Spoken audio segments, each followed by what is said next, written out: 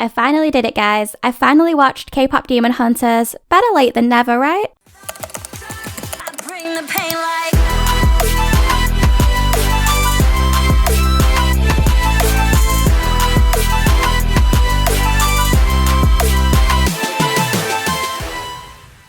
Hey guys, Yoongi here, and welcome back to my channel. In today's video, we are going to be discussing the recent Netflix sensation that is the K-Pop Demon Hunters movie. So I wanted to start by, of course, explaining the basics of the movie and then its plot for those who aren't too familiar with it, aka myself about 48 hours ago. I then wanted to speak about the public perception because it is performing insanely well and why I think that is, as well as my own thoughts on the movie and addressing some of those all-important fan theories on topics such as who is the main cast based upon in the real K-pop world, and will there be a sequel? So without further ado, let's get started. And first of all, we will introduce the K-Pop Demon Hunters movie. By the way, I am British, so if you hear me accidentally interchanging between the word movie and film, it's because I would personally say film, that's why. K-Pop Demon Hunters is an animated movie produced by Sony Pictures and streamed via Netflix. The movie was directed by Maggie Kang and Chris Applehans, based upon a story which Kang created and transformed into a screenplay with the help of a few other talented writers.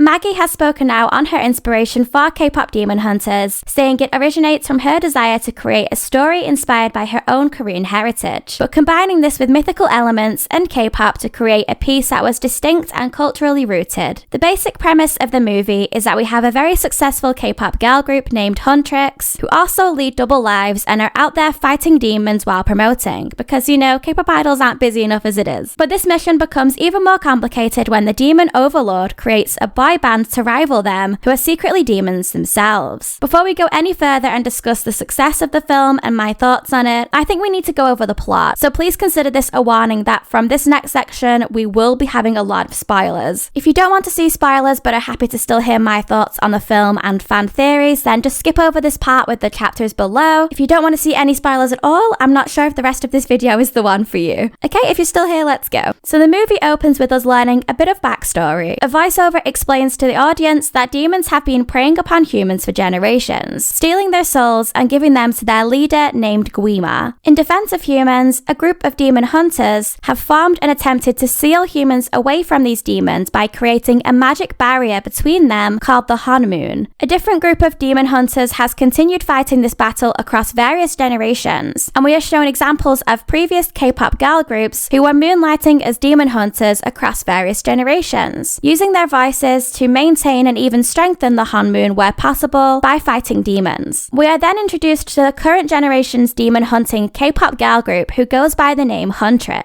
The group consists of 3 members, Rumi, Mira, and Zoe. Excited fans tell us all about Huntr and why they love their favorite members, explaining that Mira is a stone-faced and super cool, incredible dancer, Zoe is an adorable maknae but can tear up a rap, and Rumi is known for her sensational vocals. Rumi was also raised by Celine, who was a demon hunter herself, and now acts as Huntr's sort of guide and mentor, if you will. Huntr are on their way to their last concert before they are due to go on a 2-week break, when they discover their flight to the venue is actually being controlled by demons. They defeat them with ease and go on to complete their last concert before vacation, which is needed because Rumi is struggling with her voice. However, when the girls' break is about to start, Rumi insists they push up the release of their next track, Golden. This is a reference to the fact that Celine told Rumi as a child that once the Honmoon turns to gold, it could be sealed forever and finally protect humans from the demons entirely.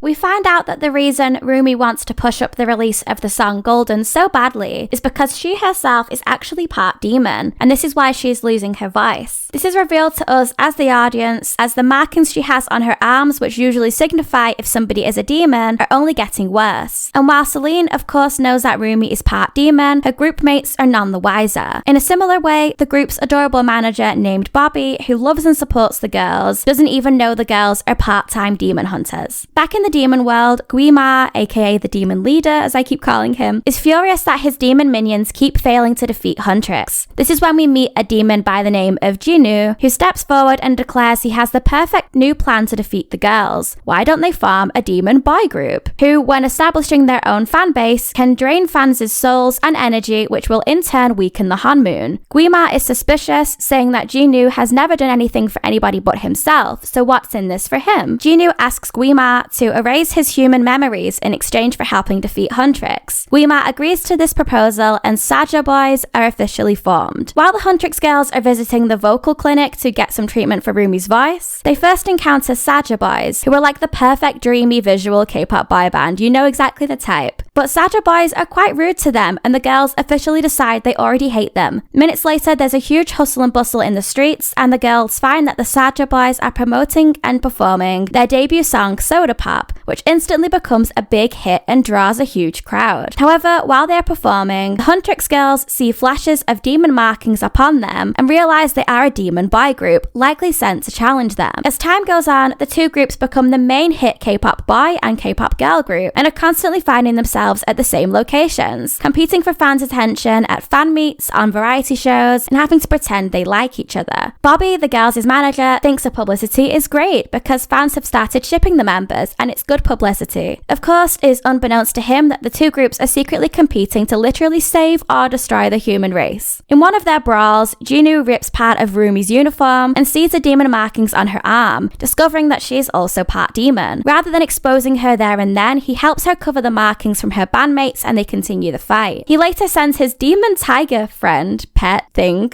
and demon bird pet thing, insane sentence I never thought I'd say, to Rumi's apartment to deliver her a note asking her to come and meet him. She complies, sneaking out to meet him at night where he tells her that the demons are being held captive by Gwi-Ma because he fills their heads with voices reminding them of what they should feel shameful for. He tells her his own story of how 400 years ago Gwi-Ma helped him and his family escape poverty by giving him a beautiful voice, but then condemned him to spend the rest of eternity with the demons. So for this he feels guilty for abandoning his family. Meanwhile, the boy group's popularity is literally skyrocketing, and the tear in the barrier between the human world and the Han Moon is getting larger, exposing humans to the threat of demons. So the Huntrix girls develop a plan to defeat Saja Boys at the Idol Awards by releasing a song titled Takedown, which will expose the Saja Boys as demons. Rumi starts to question if the song is too hateful and will have the complete adverse effect they want it to. This makes group mate Mira grow increasingly suspicious of her, as Rumi starts to act strangely and Mira asks her to please focus on writing the song. The reality is, Rumi is feeling torn between feeling sympathetic for the demons after hearing Jinu's story and wanting to protect humans by defeating the demons. Rumi proposes a plan to Jinu. If he helps make sure Huntrix win at the Idol Awards to strengthen the Han Moon, then he would be in the human world when it closes, so he could stay here forever once it is sealed. She confides in him finally, explaining that the shame she felt towards her demon heritage is what caused her voice to weaken. But ever since speaking with him, it has started to heal. They sing a duet where Jinu also reveals he no longer hears the voices Gwi-Ma put in his head since speaking with Rumi, and agrees to go along with her plan for the Idol Awards. Upon discovering that Jinu appears to be bonding with Rumi, Gwi-Ma summons him back to the demon world to remind him of their original proposal, and the fact he's hiding the real truth of his origin story and how he became part of the demon world. The truth is that he willingly abandoned his family when he began to receive success for his singing, not that he was tricked to do so. Rumi manages to convince the Huntrix girls that their Takedown song is too hateful, to which they all agree and start speaking openly about their insecurities. They instead choose to sing their song Golden now that Rumi says her voice is doing much better. At the Idol Awards, the Saja Boys are set to perform first, but Bobby rushes in to inform the girls that they have to move their performance forward because the Saja Boys are fighting and cannot make it to stage. To Rumi, this appears as though Jinu has upheld his promise to help the girls win and seal the Han Moon for good. During the girls' performance, Rumi is doing her solo section of the song Golden when Mira and Zoe see their manager Bobby being carried away by what they assume is demons. Of course, they run to his defense, only to discover that the demons did not have Bobby at all, it was just another demon in disguise, in order to distract them. This entire ordeal causes their music to pause, and Huntrix's song Takedown begins to play instead. Confused as the other two girls return to stage, Rumi just assumes they changed the song last minute. However, they then began to chant at her about how they know she's a demon. They rip off her jacket to reveal the demon markings on her arms, and then she realizes they are demons too. The real Mira and Zoe are running backstage to save Rumi, only to then discover in the moment that she has the demon markings when they see her on stage. They run away in shock, and Rumi follows them. She tries to explain herself, but does it pretty poorly, I'm not gonna lie. The girls, now feeling scared and betrayed, refuse to hear her out and leave. Rumi confronts Jinu for tricking her, which is when he reveals to her that he lied about his heritage story. She insists that she knows he's a good person, but he denies it. News reports tell the public that Huntr broke up on stage, but the Saja Boys will be holding an exclusive performance tonight. The plan for this is that this will be the Saja Boys' final performance, which will officially destroy the Han Moon for good and let demons take over the human world. Gwi-Ma manages to place a trance over the public, including the Huntr's members, by feeding voices into their heads and telling them they are worthless, or just generally bad things about themselves to lure them to the concert stadium. Rumi meets with Celine, their mentor, and asks her to just end her because she is half demon and not worthy. Celine refuses to do this, insisting that instead she can help make all this go away if Rumi covers up again, and tells the Huntr's members that they were just put under a trance by Gwi-Ma. Rumi is furious and accuses Celine of never truly loving her for who she is and trying to make her hide away, but she is not willing to hide any longer. The Saja Boys begin their performance, but Rumi interrupts them with a new song all about addressing your fears and shame, something Celine always told the girls to hide. The song helps break Gwi-Ma's trance over the public, and the other Huntr's girls join her for the song. Gwi-Ma attempts to release thousands of demons into the human world to defeat the girls, leading Jinwoo to sacrifice himself to save Rumi. He transfers the soul he has now restored to her, and the Huntr's members are fully empowered. They go on to defeat Gwi-Ma and seal the Han Moon for good, forever relieving the human world from demons. Following the successful restoration of normality, Rumi no longer feels the need to hide, finally taking a break with her members and going to the bathhouse, something she always refused to do because of course it would mean revealing her skin and they would see her markings. The girls are meeting with fans in the street, and while the movie draws to a close, the last characters we see are Jinwoo's demon, tiger and bird friends, who are now with them in the human world. Okay, so there you have it. That was the K-pop Demon Hunters movie. So before I share my thoughts, let's just address the public perception of this movie and how it has performed. It is safe to say K-pop Demon Hunters was a roaring success. In the 2 weeks since its release on Netflix, it has estimated that the movie has been watched by over 33 million viewers worldwide, and this number is still increasing. But aside from views the actual movie has received, the soundtrack itself has also been a huge hit. The soundtrack shot to the top 10 of the Billboard 200, making it the highest debut for a soundtrack all year so far. One of the Saja Boys' songs, Your Idol, topped the US Spotify charts. This officially makes them the highest charting male K-pop group ever on US Spotify. Yes, even surpassing BTS. The song Golden by Huntr also hit number 2 on the same chart, which meant in turn they became the highest charting K-pop girl group in US Spotify history. Yes, even surpassing Blackpink. Rumi and Jinwoo's collaboration also saw them enter the Billboard Hot 100 as soloists. Now numbers are great, of course, but public perception aside from this was also generally quite good. The movie was praised for its animation and visual styles, the voice actors' performances, and its comedic timing. I personally think another reason why K-pop Demon Hunters has done so well is because it was so palatable for a wider audience. By this, I mean although the movie was based on competing K-pop groups, and there were definitely references there that only K-pop fans would fully appreciate, it wasn't too complicated to follow for the average viewer who knows nothing about K-pop. It was like entry-level K-pop, because I could totally imagine these songs being performed by real K-pop groups as well. In fact, some of them felt quite familiar. I have seen some small complaints from K-pop fans saying the film didn't really delve too much into the K-pop aspect of the girls, especially because all the voice acting was in English and large parts of the songs were too. However, I think this was done very intentionally and was definitely the right choice. While the film definitely is based around K-pop, at no point did it feel as though K-pop Demon Hunters was just aimed at K-pop fans. Sure, the boy group members all having certain images and names, the music show scenes, and shipping members across the groups, they were all sort of skirted over in a way that only K-pop fans would truly appreciate, but that's absolutely okay, because through doing that and keeping the movie mostly in English, it was able to reach a much wider audience, and that will have definitely contributed to its major success. K-pop Demon Hunters was also rather age appropriate for a huge number of viewers, which will have helped its viewership ratings too. I think it was rated PG just because of the slight violence elements with the fighting of the demons. I tweeted about this, so if you follow me on Twitter, you might have seen this, but I had a colleague at work in my day job even mention this movie to me because her 5-year-old daughter was loving it at the moment, but that just shows you the impact in such a wide audience something like this can reach. Okay, before we go any further, I will also share my thoughts on the movie. Going into K-pop Demon Hunters, I wasn't too sure what to expect. I knew bits about the characters and mainly the music from what I had seen on social media, but I hadn't read into the plot or anything. And when the movie started and the voiceover began to explain the history of the demon world to us, I was getting concerned that the movie would teeter too into the realm of storytelling to try and help educate the audience about some of the complexities that coincide with the K-pop industry. However, I was pleasantly surprised when the storytelling was quickly transitioned into having fans of Huntrix tell us about their favourite members to kind of introduce the characters to us in that way. I thought that was a really smooth way to get out of storytelling mode, and then I was relieved to see that there wasn't too much storytelling for the rest of the film. It was all done quite naturally. And contrary to popular opinion amongst K-pop fans, I quite like that it didn't go too into depth with the K-pop references. I totally understood the choice to produce the movie with English voiceovers and brushing over the K-pop themes, because that wasn't the main point of the movie. The main point was to express the story of the character of Rumi and how she overcomes the feeling of being told to hide herself or be ashamed of who she is. And I think the movie does generally do this quite nicely overall without being too on the nose or direct about it in like a cringy way you might expect from a kids movie. And that in turn is what keeps the movie more open to a wider audience age range. The movie does a good job in incorporating K-pop aesthetics too and paying homage to the Korean aspects of K-pop rather than just making it too westernized, which of course would be a fear when producing a movie in English. You can definitely tell that Maggie Kang's influences and stories were done justice in that way, and I hope she agrees and that it exceeded her expectations also. If I was to provide any critique, it would personally be aimed at the fact some of the characters did appear underdeveloped and unexplored at times. We did not delve much deeper into a lot of stories that were on the side and could have been nice to see. I understand this may not have been done to keep the runtime short, and hey, maybe even leave the door open for that sequel. Who knows, we'll get onto that later. But it would have perhaps been nice to get to know some of the other Saja Boys better. It appears they were just random demons with pretty boy masks to support Jinu in his efforts, but wouldn't it have been cool if they were also people that had backstories kind of like his? And even though there was only 3 members of Huntrix, we didn't really explore the characters of Mira or Zoe as much as we could have. And another character I definitely feel we're missing a lot from is Celine, Rumi's guardian. She also has a history of demon hunting herself and even raised Rumi after her mother's passing. Celine is adamant that Rumi has to keep herself hidden. There's clearly a lot of hurt and trauma behind the character of Celine that I think we didn't get to see, but it would have been interesting to delve into. And I know some people may disagree with this, but I inherently love a villain. I would have loved to learn even more about the demon leader Gwi-Ma and how he got into that position, aka how he became the most powerful demon overlord for generations and generations, because he was the same demon leader that demon hunters were fighting years prior. It would have really been cool to see why he became so powerful and how. Okay, it is now time for us to look at fan theories. Understandably, some people love these, some people hate these, but I think they're quite interesting, so I will try and share my 2 cents on them. First of all, and this is definitely a biggie for this movie, who are the competing groups based on in the real idol world? Because this movie features a K-pop boy group and a K-pop girl group, this of course led to fans speculating who exactly the inspiration was for these characters visually from the real world. Fans have been pulling up photos of idols for weeks now and putting them side by side the Huntrix or Saja Boys members, trying to point out comparisons, but I believe Maggie Kang has actually spoken out now to confirm some of these speculations. Maggie revealed that she and directing partner Chris Applehands created a concept board of different types of groups who would be included for the art department's references when creating these characters. For the Saja Boys, whose names by the way were Jinu, Abby, Mystery, Romance and Baby Saja, just realised I don't think I mentioned that earlier, Maggie said the mood board included groups such as Big Bang, BTS, ATEEZ, TXT and Monster X. If you want to hear my personal opinion, I definitely see multiple references across all of the members from those groups she mentioned, but Jinu to me definitely stood out as the most actualized character. For me, the first person that came to mind when I saw him that I couldn't stop thinking about for the entire movie was definitely Jae-Jung, aka XTVXQ turned JYJ member. Jae-Jung often felt like the blueprint for that image in a K-pop boy group. You know, the good-looking member who low-key looks like an actor and usually pulls people's attention. You can see a lot of that in the K-pop industry, and I honestly think a lot of groups have been trying to replicate that ever since. His ex-label SM Entertainment are very guilty of this. This is further solidified for me by the fact Maggie confirmed Jinu was also a little bit inspired by actors known for their visuals, such as Cha Eun-woo and Nam Joo-hyuk. I believe people have seen similarities between Baby Saja and BTS's Jimin, which I also 100% agree with. The one character I've been seeing cause the most debate from Saja Boys is their member Mystery, who had his face mostly hidden by his hair. And interestingly, this is the one character who Maggie says she couldn't really recall the inspiration for. However, considering Big Bang was literally on the mood board for Saja Boys, I definitely could see a reference to the era where Daesung had his hair covering his eyes, and then in more recent years, only one of Junji, who also had this hairstyle. As for the Huntrix girls, I definitely found this one more difficult to put my finger on, but aside from just who the Huntrix members are really modelled after, I haven't seen anybody comment on this yet, but for me, this group literally reminds me of the Powerpuff Girls. It makes so much sense now, because we have haven't really had that many 3-member girl groups in recent K-pop years. I was wondering why they chose to go with 3 members when they could have gone with a more standard and common group number, like the 5 they did for Saja Boys, but now it makes total sense. Just think, 3 girls with the power to fight evil. Rumi is Blossom, aka the leader. Mira is kind of the stone-faced and tough member, aka Buttercup, in the Powerpuff Girls. And then Zoe is the sweet and innocent Maknae who gives me Bubbles vibes. But as for who they're visually based off, Maggie said they looked at groups such as ITZY, Blackpink, and Twice for references for the Huntrix members. And I can definitely see where the ITZY references are, especially from their perhaps earlier years and concepts where they had this like teen girl crush image, and that perhaps was pulled a lot for the styling. Maggie also revealed that the model Ahn So-yeon was the inspiration for Mira. I wasn't too familiar with this So-yeon, but after googling her, I can definitely understand this from her facial features. Okay, so those were the things that Maggie Kang has been able to provide input on. So now let's look at some more potentially obscure fan theories. First of all, Rumi's dad is Gwi-Ma. I have also been thinking about Rumi's family a lot. So in the movie, we are told that Rumi's father was a demon, which is why she has the demon markings as part of her heritage. But we never actually find out who her dad was. Some fans have begun to theorize that Rumi's father might be none other than Gwi-Ma himself, and that Rumi's mother fell in love with the demon king and ended up having his child. She knew that she now could not escape the demon, but wanted to protect her child, so she made a deal with the devil. Let her return to Earth to give birth to the child where it will live safely, and then the devil can have her and her soul. This would explain why Rumi ended up being in the human world and why we never find out how her mother died, just that Celine is now her guardian. Other fans have speculated that perhaps Gwi-Ma's son is Rumi's father, so they would still be related somehow, but Gwi-Ma would be Rumi's grandfather. I'm gonna be really honest and provide my own theory here. I actually thought during the movie that it would be revealed that Jinu and Rumi were actually long-lost part siblings. Now hear me out. We never learn who Rumi's father is, and during the scenes where it shows Jinu with what appears to be his mother and little sister, we do not see a father in his story either. So I was wondering if they would perhaps end up discovering that they have the same father, but it appears as though the writers were hinting at a more love story where they grow a connection in that way, and that's why he sacrifices himself for her. So I think my theory is definitely disproven, but you see where I'm coming from, right? And that also now leaves us open to theories about Gwi-Ma's involvement in Rumi's life. So I'm not sure if I would fully go as far as saying that he's her dad, but at the same time, it definitely now seems more likely than my theory was. Another interesting fan theory, Celine is responsible for Rumi being orphaned. Okay, wow. So the theory for this one is a big one. So fans have speculated that similarly to Rumi, her mother was met with a demon who had human qualities, aka the sort of thing that Jinu had made Rumi start thinking about. In this story, Rumi's mother and the demon began to develop a romantic relationship, but she never told the Sunlight Sisters, which was the name of the Demon Hunters group that Rumi's mother was a part of, which came before them, and the one that Celine was a part of too. Eventually, Rumi's father's demonic side was revealed to Celine, and as Rumi's bandmate, she assumed the worst and tried to attack him. Rumi's mother interfered, but by stepping between them, Celine accidentally hits both Rumi's mother and father, wounding both of them and leaving Rumi parentless. Because Celine feels so guilty, she promises her dying groupmate that she will raise her daughter, aka Rumi. This theory also goes on to explain that this is what caused the Sunlight Sisters to separate and turn their backs on Celine. The destruction of the Sunlight Sisters caused so much damage to the Hanmoon that this is why Celine is so insistent on Huntrix carrying on the legacy and not letting the audience know their flaws or fears or Rumi's secret demon heritage. I hate to sound like a conspiracy theorist, but you know what? I totally see where this one's coming from. Like I've already said, I think there's a lot to Celine's story that we haven't explored yet, and I think this was done on purpose. And I'll be honest, I'm not a big fan of the character of Celine throughout this entire movie. There was something about her insistence on Rumi keeping a secret from her groupmates that made it clear she couldn't be trusted, because while it appeared as though she was protecting Rumi, if Rumi had been able to tell the other Huntrix members her truth from the beginning, a lot of her drama and struggles to stay hidden could have easily been avoided. And one last theory I wanted to look at, the demons are a metaphor for the negative aspects of the industry, and the Saja Boys are just a human personification of this. Okay, so the idea behind this theory stems from the fact that the one way the demons are able to lure innocent people in is by selling them a dream. So for example, the demons told Jinu they would help him become rich and successful with his vice. This is not too dissimilar from the incredible lifestyle a lot of young trainees will be promised when they decide to join a company and start training to debut as an idol, only to later discover that it of course is never that easy. In the K-pop Demon Hunters movie, people literally sell their souls to the demon overlord, and they're fed negative thoughts telling them they should be ashamed of themselves or they aren't good enough, etc. This could also signify the way in which K-pop idols are treated frustrated when they are trying to work on their craft but are constantly being told that they're not as good as X, Y, or Z, and comments such as "you're untalented" can stem into much greater things. Saja Boys being introduced to the movie are a personification of this and the way the industry treats people, because in the end, Jinu betrays Rumi and her trust. In the same way that idols are also sold down the river, often when people quickly switch up on them, drop them for another group, or decide they're not stans anymore. Okay, my opinion on this one. I, for one, am somebody who loves to get metaphorical with things I watch too,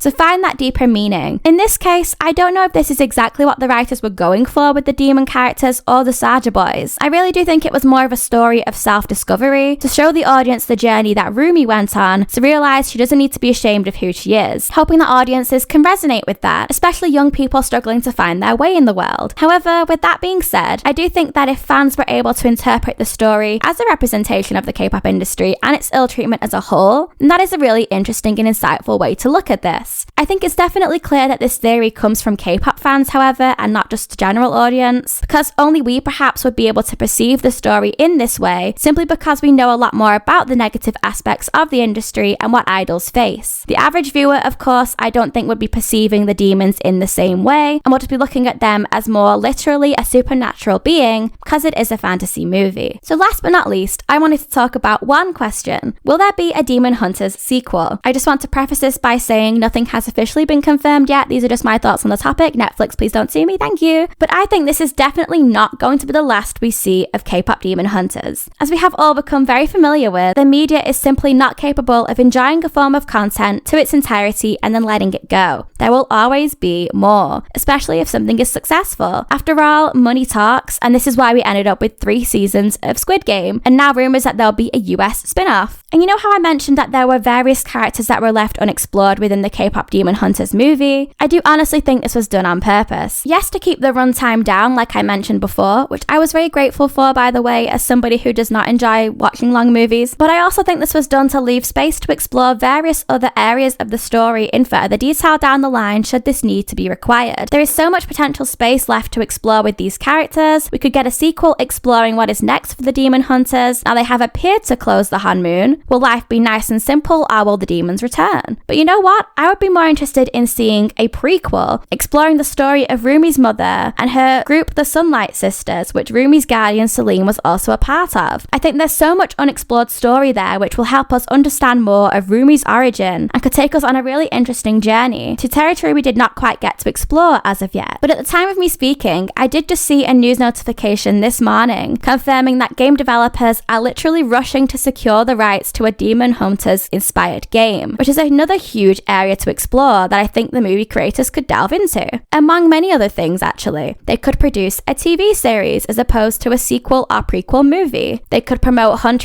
and Saja Boys as artists and release more music with them because their music is performing well. Yes, even though I know you could argue that the Saja Boys disbanded, the wider non-K-pop audience wouldn't care too much about that. I think we'll start to see merchandise pop up in the not too distant future, kids' toys and dolls of the characters, and I think if I was given £1 or $1 for every single time I see somebody dressed as a Huntr or Saja Boys member this Halloween, I could retire now and be very rich. Honestly, I would say watch this space because the demons might be at bay for now, but the K-pop Demon Hunters will definitely be sticking around for the near future, I think. Okay guys, and that was it for today's video. Thank you so much for watching if you got this far. Honestly, I was not planning on this video being so long, but then it turned out I had a lot I wanted to address from this movie, and I did quite enjoy it, so I thought it would be fun to talk about. If you enjoyed this video, however, please give it a thumbs up, and I would love to hear your thoughts on the K-pop Demon Hunters movie. Did you enjoy it? And what are your thoughts on who the Huntr and Saja Boys members are based on? Plus, do you have any thoughts on the fan theories that I mentioned or any of your own you'd like to share? I would love to camp out in the comments of this video and discuss some of these with you guys. If you're new here, please hit that subscribe button and consider turning on the notification bell to hear whenever I upload, and I'll see you next time.